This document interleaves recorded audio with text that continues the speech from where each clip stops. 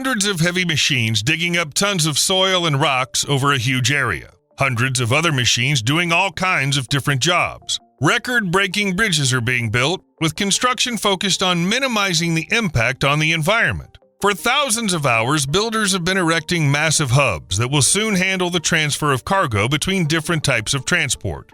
Nope, this footage isn't from China, where these mega projects are common these days. This is a construction site in Latvia, Lithuania, and Estonia. The result will be a complex 540-mile infrastructure that promises to literally revolutionize transportation between these countries and the rest of Europe. Plus, NATO is involved, seeing this new Baltic mega project as one of their top priorities right now. So what have these three countries planned? Let's find out. The first railways in Estonia, Latvia, and Lithuania were built back when they were part of the Russian Empire.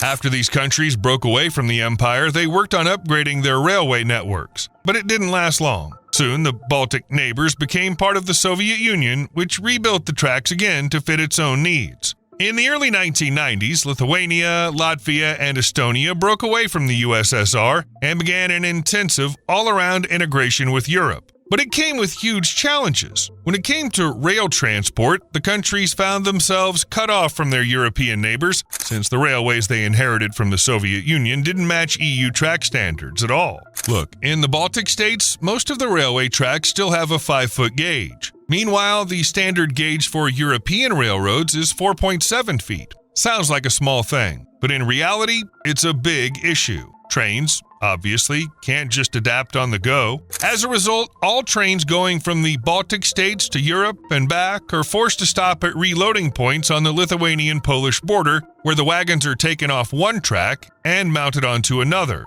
This process requires heavy-duty cranes, manual labor, and takes a long time, creating a bottleneck in the logistics chain and causing queues and multi-day delays at the slightest hiccup in port terminal operations or bad weather. Besides that, most of the railway infrastructure is still the same as it was back in the days of the Russian Empire, meaning it's already over 100 years old. Sure, there's been some modernization, but many stretches of track still have wooden sleepers that have long outlived their service life. Bridges from the mid-20th century come with axle load limits, so on some sections, trains are forced to slow down or even take detours along backup routes, adding to travel time and operating costs. At the same time, the reduced train speed isn't just a local necessity for getting through the weaker parts of the railway lines, it's a major issue for the entire Baltic train infrastructure. While in the Baltic states, passenger trains are allowed to travel at no more than 60 to 74 miles per hour on most routes, and freight trains up to 50 miles per hour. The numbers are noticeably higher across Europe. For example, typical intercity passenger trains in the EU usually run at 60 to 93 miles per hour, and on some major lines up to 100 miles per hour and beyond. On high-speed lines, the speeds go even higher. In France, there are trains running on tracks with speed limits of up to 199 miles per hour. In Germany, trains in regular service hit speeds up to 186 miles per hour, and in Spain, some trains can even reach 217 miles per hour. Even in Central and Eastern Europe, infrastructure is moving forward. In Poland, 1,750 miles of mainline tracks have already been upgraded for speeds of 100 miles per hour and above. With that in mind, the speed limit in the Baltic states, which is 60 to 74 miles per hour for passenger trains and 50 miles per hour for freight, comes off as a barrier that's dragging down the region's integration into the wider European rail system and making both goods and passengers turn to road travel instead. Now picture this. More and more trucks hitting the roads, and they're usually the ones causing traffic jams. That means delays in getting goods from Lithuania, Latvia, and Estonia to the rest of Europe and back. Delays mean lost time, and time means money, especially in trade. Bottom line, millions of euros slip away every year just because the Baltic rail network is poorly developed. Besides that, plenty of existing companies are losing interest in doing business in the Baltic countries because of financial losses. And those who are just thinking about entering the market in one of the three countries will clearly think twice before opening any stores. In the end, they'll probably never open them. There are just too many issues with the railway system. And finally, the existing railway network of Lithuania, Latvia, and Estonia creates a strategic vulnerability for the region during times of international instability. Imagine a situation arises where troops need to be moved from Poland to the Baltic states, but then you've got rail lines that already have issues with civilian transport. According to estimates, because of all these drawbacks, transporting heavy military equipment from Poland to the Baltic states could take several days. And that becomes a huge problem in any kind of emergency. NATO, which all three countries are part of, confirms the lack of alternative high-speed rail lines cuts down on mobilization efficiency and makes troop movements more vulnerable during a critical time. Basically, this issue needs to be dealt with for several reasons, and there's a solution. Rail Baltica, a new railway infrastructure project. The Rail Baltica project is set to create a new high-speed corridor stretching 540 miles. The line starts in Tallinn, then heads south through Pärnu, crosses the Latvian border, and runs through Riga. After that, the route continues in Lithuania, where it passes Panevėžys and reaches the major hubs of Kaunas and Vilnius, then moves on toward the Polish border. In other words, this is a brand new route, running from north to south across the Baltic region, then linking these countries to Europe's rail network at the border between Latvia and Poland. Now just imagine. Originally, the total cost of Rail Baltica was estimated at 5.8 billion euros, but by 2023 to 2024, that figure had already grown to 15.3 billion euros. That alone shows just how massive a project we're looking at today. It's hard to believe the EU, along with Lithuania, Latvia, and Estonia, would pour that kind of money into a railway if it wasn't really needed. First off, it's worth mentioning that the new Rail Baltica track is being built entirely to the European standard with a width of 4.7 feet, which rules out the problem of incompatibility with the old Soviet wide gauge of 5 feet. At the same time, the railway line is going to be a double track. Two independent lines allow trains to move in opposite directions without limiting the flow of freight and passenger traffic. The top design speed will reach 155 miles per hour for passenger trains and 74 miles per hour for freight, with axle loads of up to 25 tons. The Baltic states will get as close as possible to what many of the most developed EU nations already have, both in terms of speed and rail load capacity. At the same time, the new route is designed to maximize safety during especially active adverse weather conditions. For example, to prevent embankment washouts, the side slopes are reinforced with geogrids and anti-erosion mats, and in areas prone to landslides, pile foundations and retaining walls will be installed. Bridges and viaducts connecting multi-level intersections are built on piles with reinforced concrete caps, and the spans are made up of either beam or beamless structures. And by the way, when it comes to bridges and viaducts, there will be plenty of them within the Rail Baltica project because the Baltic states decided that railway crossings shouldn't be on the same level as roads. Instead, there will be grade-separated paths that won't hold back car traffic at all.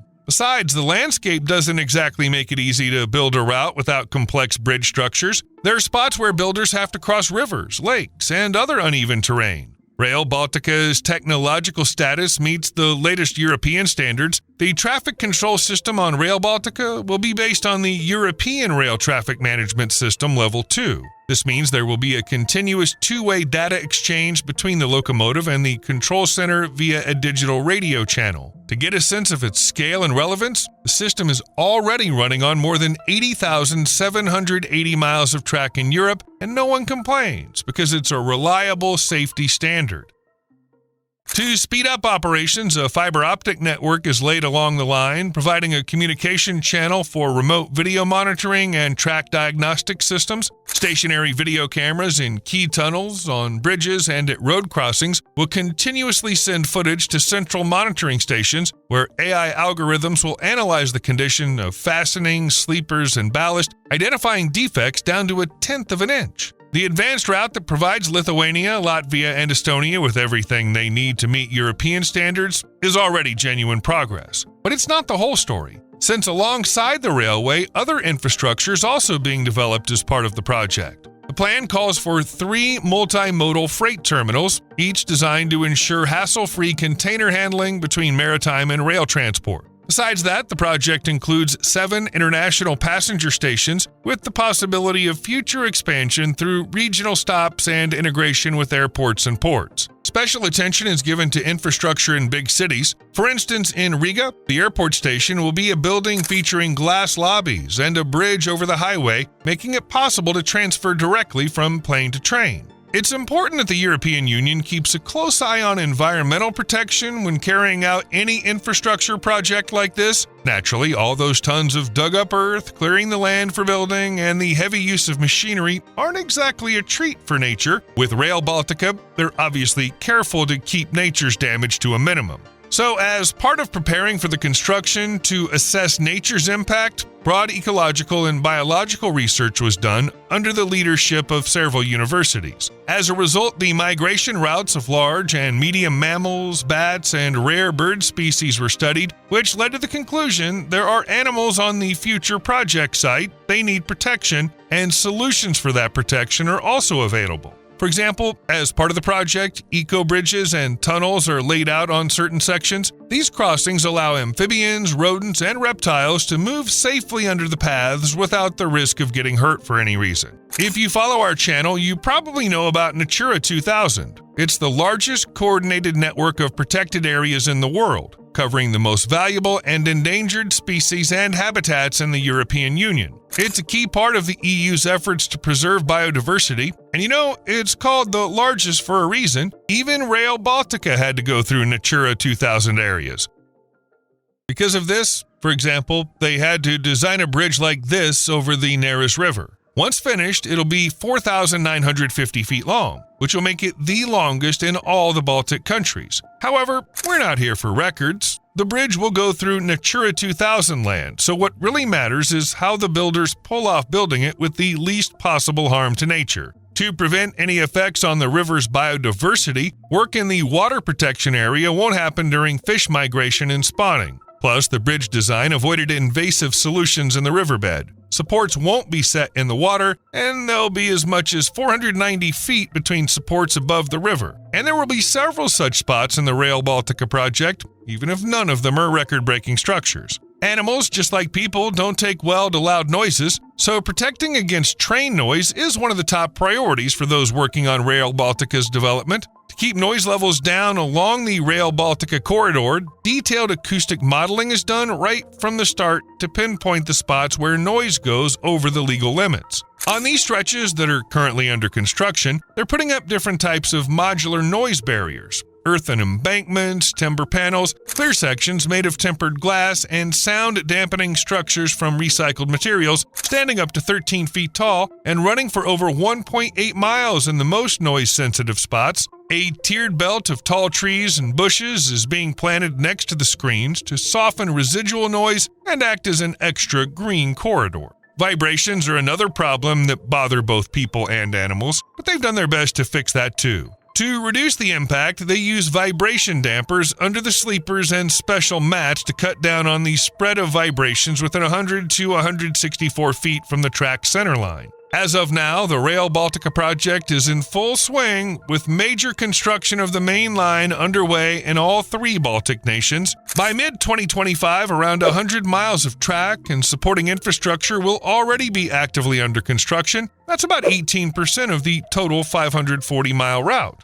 By the end of the year, roughly 43% of the main route is expected to be in the construction phase. In Estonia, the first major milestone was the opening of the new Olemist Linda terminal in Tallinn, which welcomed its first passengers in June 2025. It marks the start of the active phase of infrastructure construction. Beginning in 2026, work here will be split into several construction zones, including ballast laying, overhead line installation, and track laying all the way to Pärnu. All 7 planned wildlife crossings in the Estonian section are already complete, and 16 out of the 26 scheduled level crossings with roads were finished ahead of time. In Latvia, in March 2025, a contract was signed for civil works on 143 miles of the main line. Initial land preparation, forest clearing, and embankment shaping are already underway on the priority southern 25-mile-long stretch at the border with Lithuania. By the end of 2025, large-scale ballast laying and sleeper installation are set to begin near Ikava. While at the same time, 2 international passenger terminals are still under construction, one in central Riga and the other by the airport.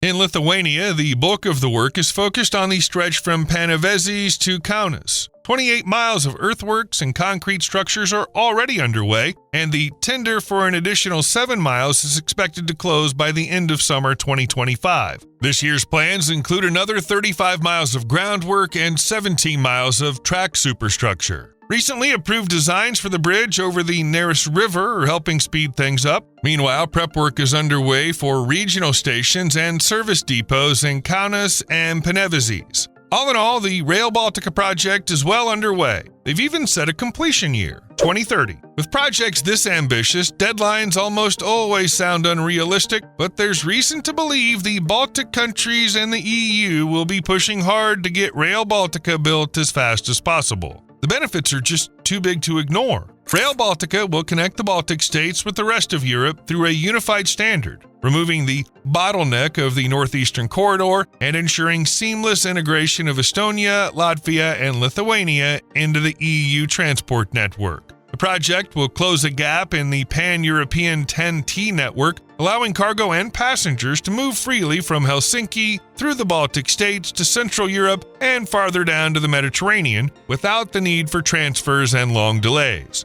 For this reason, from an economic point of view, Rail Baltica ensures a 0.5 to 0.7% annual GDP growth for the region's countries, which equals an extra 15.5 to 23.5 billion euros over the project's entire lifetime. The direct net benefits are estimated at 6.6 billion euros, and the total economic impact could reach up to 48 billion euros. Rail Baltica will be a powerful driver of multimodality in the region. 3 terminals will link seaports, railway lines, and road infrastructure, creating efficient supply chains. This will cut exporters' logistics costs, boost the competitiveness of Baltic goods on southern European markets, and strengthen the region's role as a transit hub in the North Sea, Baltic, and Baltic-Adriatic corridors. What about the environment? In Europe, they always take it seriously, and Rail Baltica is no exception. What's more, one of the project's goals is to get people and cargo off the roads and onto trains to cut down on emissions. Well, if all goes according to plan, the new railway will successfully replace cars for a lot of people.